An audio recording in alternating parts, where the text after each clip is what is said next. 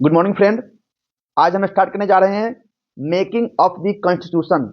हमारा संविधान कैसे बना, हमारा संविधान कैसे बना, यानी कॉन्स्टिट्यूंट असेंबली की स्थापना गठन कैसे हुई, फिर संविधान कैसे बना, ये सब देखेंगे पार्ट वन में। इसका एक दो लेक्चर आएंगे पार्ट में डिवीजन होकर। तो सबसे पहले हम देखते हैं इसका demand demand of the constitution of India. तो सबसे पहले डिमांड क्या होता है? Demand of the constituent assembly. Constituent assembly ही वह थी जो संविधान को बनाए थे। यही असेंबली के द्वारा हमारा संविधान तैयार किया गया। तो सबसे पहले इसका हिस्ट्री देखते हैं एंड बैकग्राउंड देखते हैं। तो idea of constituent assembly was the first suggested by M N Roy. आपसे यहां से प्रश्न बन सकते हैं कि सबसे पहले सजेशन कौन दिए हैं कि भारत के पास एक अपना संविधान होने चाहिए। तो यही संविधान होने चाहिए, इसीलिए इन्होंने सबसे पहले बोला कि भारत के पास एक कॉन्स्टिट्यूएंट असेंबली होने चाहिए जो एक संविधान को बनाए। नेक्स्ट देखते हैं। It was based on the principles of that Indians themselves should frame the constitution. यानी इसका मतलब यह है कि जो इंडियंस है वही संविधान को बनाए, यानी ब्रिटिशर्स का इसमें इंटरफेरेंस ना हो। ठीक है, सिंपल सी लैंग्वेज है। इसमें भारतीय ही संविधान को बनाए, भारतीय ही कॉन्स्टिट्यूंट असेंबली में हो, उसका मेंबर हो। इसमें ब्रिटिशर्स का बाहरी आउटसाइडर इंटरफेरेंस नहीं होने चाहिए। उसके बाद 1935 में, यानी कांग्रेस की स्थापना 1885 में होती है, बट 1935 में Indian National Congress for the first time officially demanded a constituent assembly to frame a constitution. यानी ऑफिशियली डिमांडेड किए आईएनसी कि हमारे पास एक कॉन्स्टिट्यूंट असेंबली होनी चाहिए। वह कॉन्स्टिट्यूंट असेंबली एक संविधान को बनाएंगे। कब? 1935 में ऑफिशियली डिमांडेड। नेक्स्ट देखते हैं। Demand was accepted finally by the British government through the August offer. यानी आपसे पूछे जाएंगे प्रश्न एमसीक्यू फॉर्मेट में कि संविधान सभा यानी कॉन्स्टिट्यूंट असेंबली कब एक्सेप्ट की गई कि हाँ कॉन्स्टिट्यूंट असेंबली बनाइए आप लोग। तो यह अगस्त ऑफर 1940 1940 के तहत एक्सेप्ट की गई थी।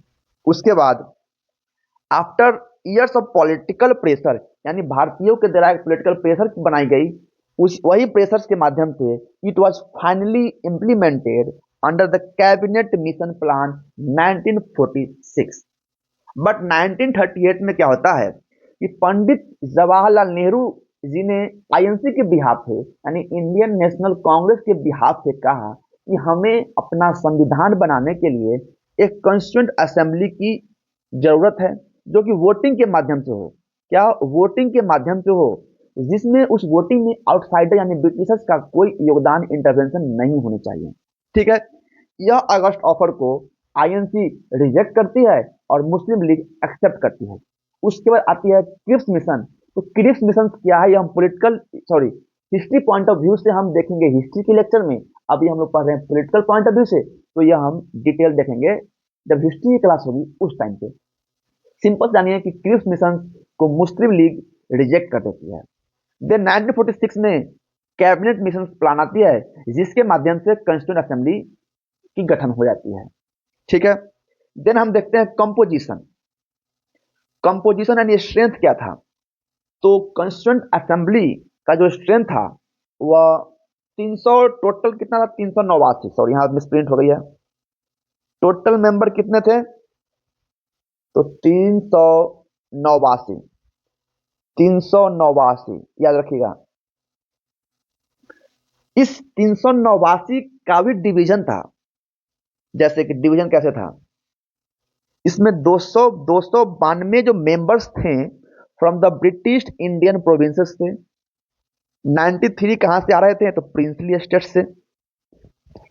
4 मेंबर्स कहां से आ रहे थे? तो चीफ कमिश्नर प्रोविंसेस थे। ठीक है, यानी आपसे यहां से सीधे प्रश्न बन सकते हैं कि 389 का जो डिवीजन हुआ था सीट्स का वह कैसे हुआ। तो 292 सीट्स ब्रिटिश प्रोविंसेस से, 93 प्रिंसली स्टेट से और 4 members of the chief commissioner provinces थे। बट एक सीट पे क्या होता है, एक सीट का रेशियो क्या था? 10 लाख, यानी 10 लाख पे एक सीट। याद रखिएगा, आपसे यह भी प्रश्न बन सकते हैं कि जो एक सीट का रेशियो क्या था, तो एक सीट 10 लाख पॉपुलेशन पे दी जा रही थी, यानी बोला गया कि 10 लाख पॉपुलेशन पे एक सीट। ठीक है, नेक्स्ट देखते हैं। इसमें क्या था कि members from the provinces were elected indirectly. जो मेंबर्स थे प्रोविंसेस का, वह इनडायरेक्टली इलेक्टेड होते थे by the provincial legislative assemblies using the proportional representation and single transferable vote system. ये सिंगल ट्रांसफरेबल वोट सिस्टम क्या है, वो हम पॉलिटी की जब, हाँ, जो आगे प्रेसिडेंट वाइस प्रेसिडेंट की जब बात करेंगे उस इलेक्शन के बारे में, उसमें डिटेल चर्चा करेंगे। Members from the princely states they are nominated by their ruler, यानी यह 93 मेंबर्स जो थे प्रिंसली स्टेट्स की, वह नॉमिनेटेड होते थे अपने वहां के स्थानीय रूलर्स के द्वारा। ठीक है, यही प्रिंसली स्टेट क्या थे, partly elected and partly nominated body. ध्यान दीजिएगा, प्रिंसली स्टेट्स क्या थे, पार्टली नॉमिनेटेड एंड पार्टली क्या थे, तो क्या थे, तो नॉमिनेटेड और इलेक्टेड बॉडी थे। बट ब्रिटिश इंडिया क्या थे, from the members of that community of the provincial legislative assembly, यानी 293 को कौन चुन रहे थे, तो चुन रहे थे प्रोविंशियल लेजिस्लेटिव असेंबली के मेंबर्स। और खुद कैसे चुने गए थे, तो एक elected on a limited franchise, यानी प्रोविंशियल लेजिस्लेटिव असेंबली क्या करते थे, तो रिप्रेजेंटेशन यानी चुन रहे थे ब्रिटिश इंडियन प्रोविंसेस के मेंबर्स को कॉन्स्टिट्यूशन असेंबली में। ये खुद कैसे चुने गए थे, ये खुद चुने गए थे elected on a limited franchises. ठीक है, नेक्स्ट देखते हैं। सीट्स का एलोकेशन किया गया, अमंग डिस्ट्रीब्यूट किया गया, मुस्लिम, सिख और जनरल। ठीक है, इसमें जो ऑल सेक्शंस का भागीदारी थी, जैसे Hindu, Muslim, Sikh, SC, STs, Anglo Indians, women. ठीक है, ये तो देख लिए, clear that the constituent assembly was to be partly elected and partly nominated body.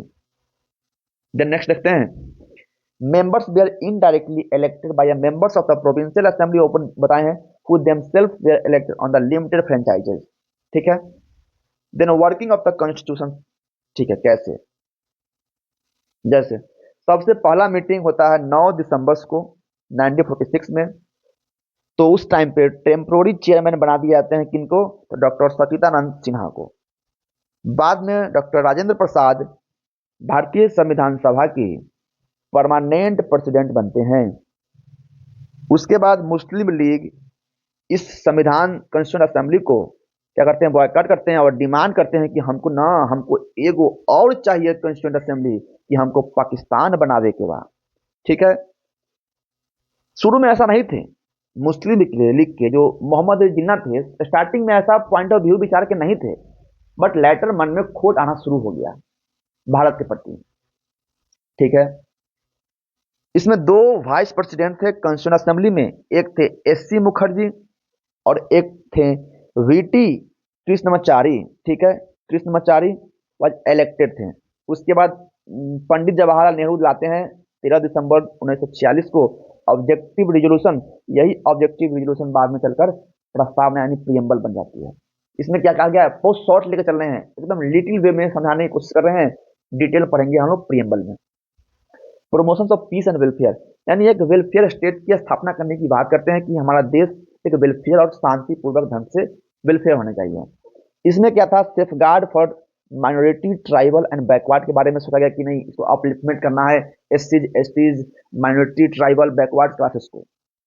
इसमें क्या क्या become basis of the preambles of the constitution. ठीक है, इंडिपेंडेंट एंड सोवरेन इंडिया, यानी सोवरेन का मतलब क्या होता है कि हमारा देश क्या है, तो खुद से कोई भी इंटरनल और एक्सटर्नल प्रॉब्लम को हैंडल कर सकते हैं। Then all power derived from the people, यानी सबसे इंपॉर्टेंट है हमारा प्रस्तावना इससे ही स्टार्ट होता है, be the people of India having. ठीक है, तो क्या है, तो जो हमारा संविधान यानी जो है ना, वो अब किसके हाथ में है, तो पीपुल, यानी be the people of India, यानी हम भारत के लोग क्या सुप्रीम है। इसमें जस्टिस की बात की गई है, सोशल जस्टिस, पॉलिटिकल जस्टिस और इकोनॉमिक जस्टिस, फिर freedom of thought and expression. तो यह पार्ट 1 लेक्चर थी।